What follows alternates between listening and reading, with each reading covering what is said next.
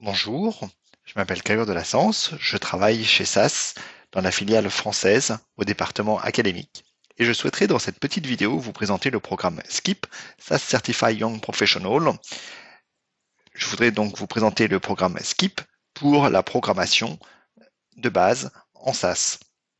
Donc, ce programme, si vous allez dans Google et que vous tapez SAS SKIP, SCYP, le premier lien sur lequel vous tombez est donc celui-ci, où vous pouvez vous enregistrer pour apprendre à programmer en SAS.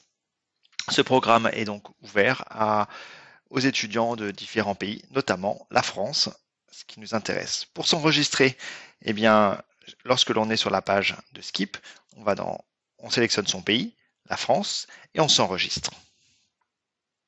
Pour s'enregistrer, si vous êtes déjà connecté avec votre profil, vos noms, prénoms, emails sont déjà enregistrés.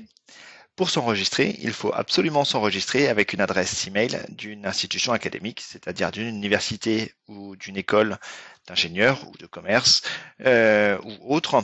En tout cas, vous enregistrez avec un nom de domaine académique, sinon cela ne passera pas. Le programme SKIP est pour tous les étudiants. Vous êtes peut-être en train d'étudier le machine learning, les statistiques ou autres. Ceci était à titre d'information et quelle est la date de fin. Peut-être que vous espérez avoir votre diplôme d'ici la fin de l'année. Vous devez confirmer que vous êtes étudiant ou doctorant. Lorsque vous cliquez sur Envoyer, vous allez recevoir un email comme celui-ci pour vous dire que votre demande a été acceptée. C'est automatique si vous avez un email académique. Dans cet email, on vous demande d'aller dans support.sas.com mylearn, mytraining, et juste en dessous, il y a un petit code promotion pour vous inscrire. Donc, quand vous allez essayer d'aller sur support.sas.com mytraining, si vous avez déjà un profil avec votre adresse email universitaire, à ce moment-là, connectez-vous. Si vous n'en avez pas un, créez un profil. C'est une deuxième chose, on vous demandera de rentrer votre nom, prénom, email pour créer un profil. Lorsque vous créez un profil sur le site de SAS, à ce moment-là, vous recevez un email comme celui-ci pour valider justement votre email. Une fois que vous avez pu vous connecter à MyTraining, eh bien, par défaut, il n'y a aucun cours d'enregistré.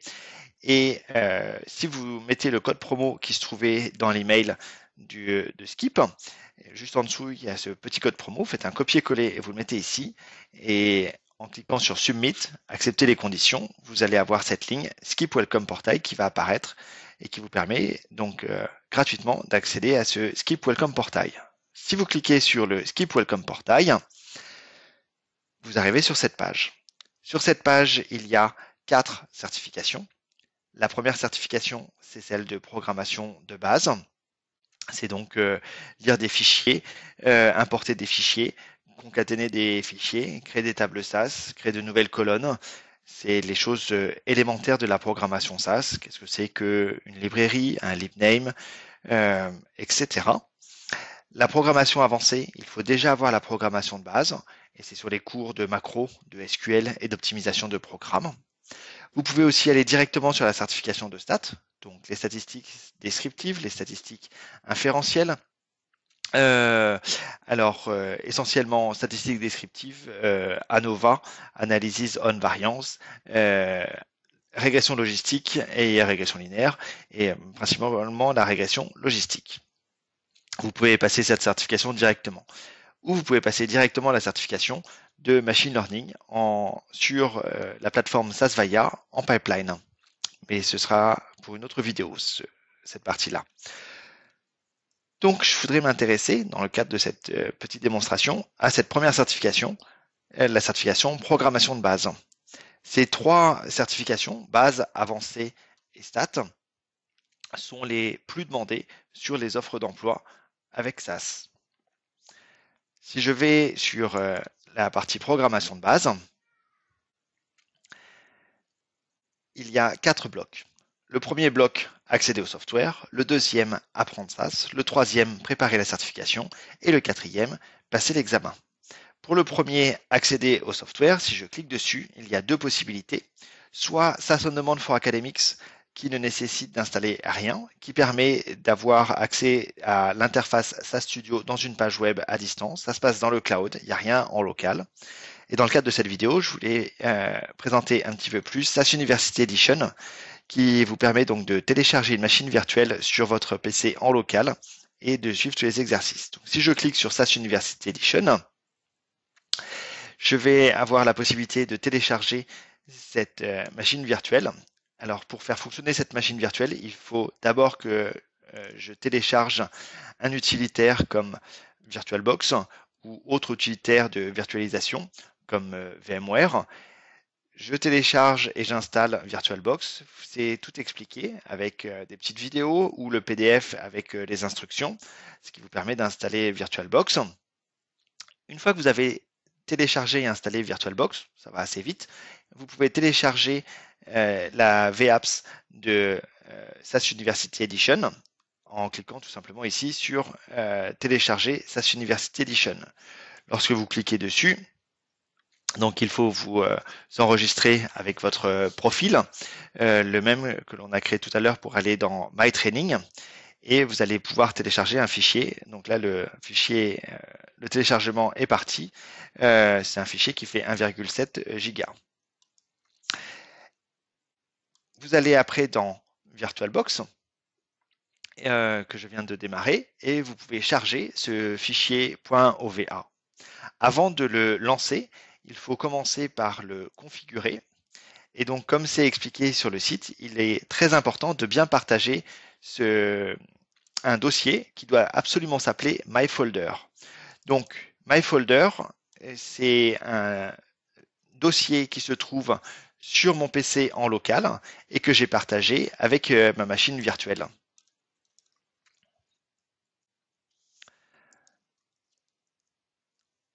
Dans ce dossier, j'aurai des choses qui seront et sur ma machine en local et dans ma machine virtuelle. Et il faut sélectionner montage automatique. Une fois que c'est fait, vous pouvez démarrer la machine virtuelle et vous obtenez donc cet écran, pas très joli, qui vous dit tout simplement d'aller sur http://localhost.10080. Si vous allez sur http://localhost.10080, eh bien, vous arrivez sur cette page où en plein milieu, vous avez ce bouton Démarrer SaaS Studio.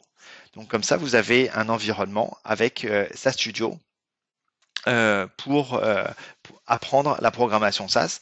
C'est une machine virtuelle en local, localhost, sur votre machine.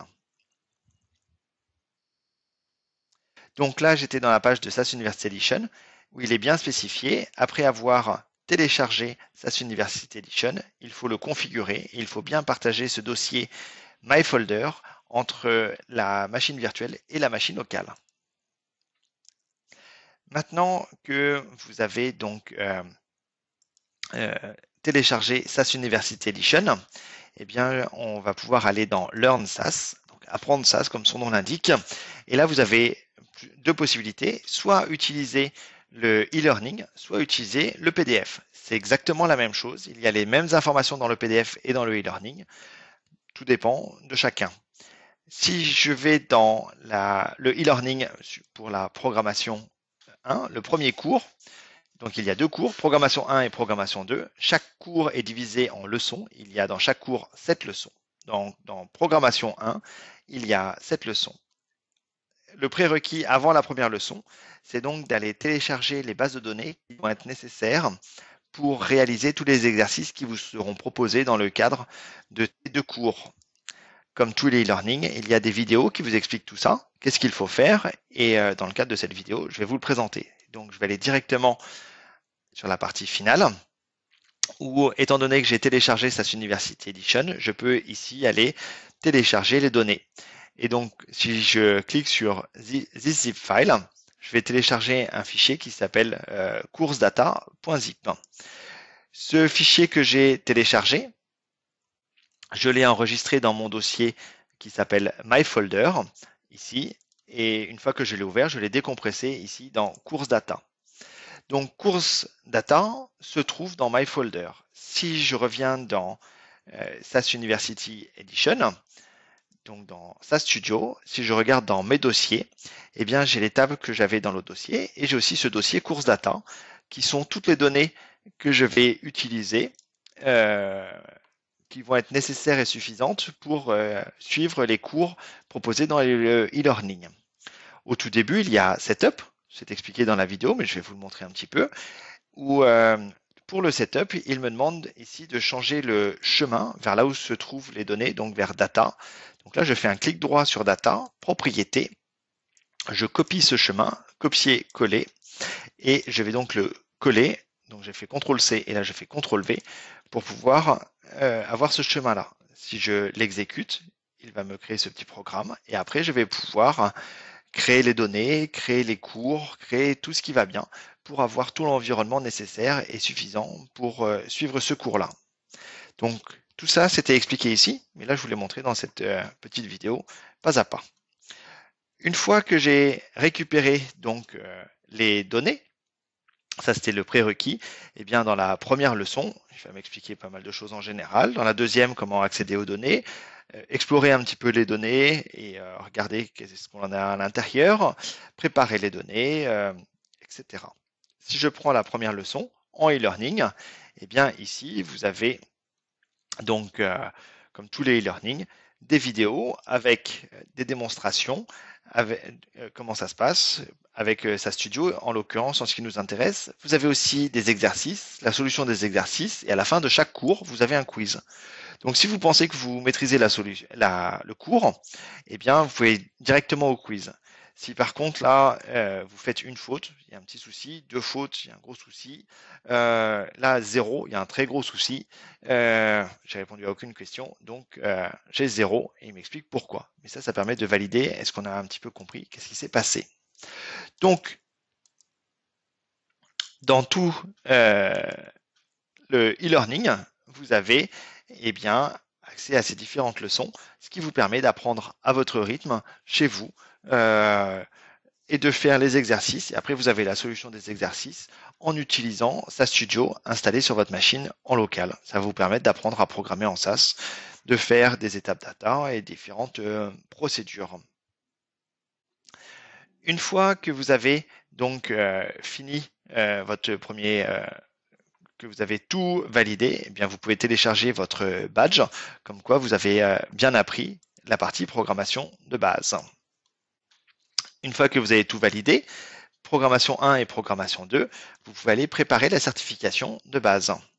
Pour préparer cette certification, donc on a une vidéo ici qui est très importante, que je vous recommande vraiment de regarder, qui présente comment va se passer l'examen de certification, quel est l'environnement, à quoi ça ressemble, et il est très important de la regarder avant l'examen.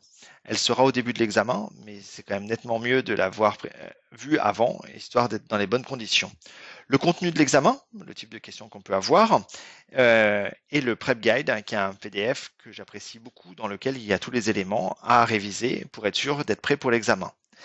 Et puis le Practice Exam. Le Practice Exam, si vous allez dedans, vous allez avoir une sorte d'examen blanc. Donc l'interface est légèrement différente de celle de l'examen, mais par contre c'est le même contenu. Vous avez les mêmes questions et donc différents scénarios. Et pour chaque scénario, vous pouvez avoir une, deux, trois questions. Donc dans les scénarios, il va vous demander d'exécuter des programmes et après, cela va vous permettre de répondre à différentes questions. Pour répondre à ces questions, il va falloir avoir exécuté les scénarios et afin de répondre aux questions. Si vous faites tout cela en 2 heures et 5 minutes, eh bien, c'est bien.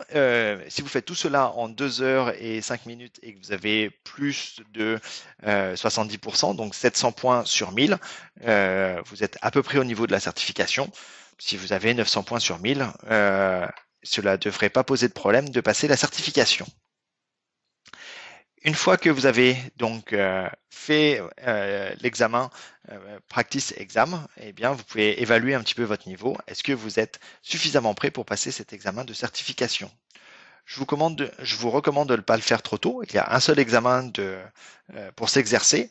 Et si vous connaissez après par cœur les questions, cela va fausser un petit peu le sujet. Donc, Skip va vous permettre d'apprendre à son rythme, leçon après leçon, tranquillement. Vous avez les vidéos, la solution des exercices, etc. La chose la plus compliquée, c'est d'être bien persévérant et de suivre donc toutes ces leçons les unes après les autres, puis de préparer l'examen, de tester votre niveau avec cet examen blanc. Et lorsque vous êtes fin prêt, eh bien, dans Tech Exam, vous avez ce PDF qui vous donne l'email pour votre pays, donc ici pour la France, pour s'enregistrer pour le prochain examen de certification. Je vous souhaite un très bon apprentissage. Je vous souhaite plein de bonnes choses. À votre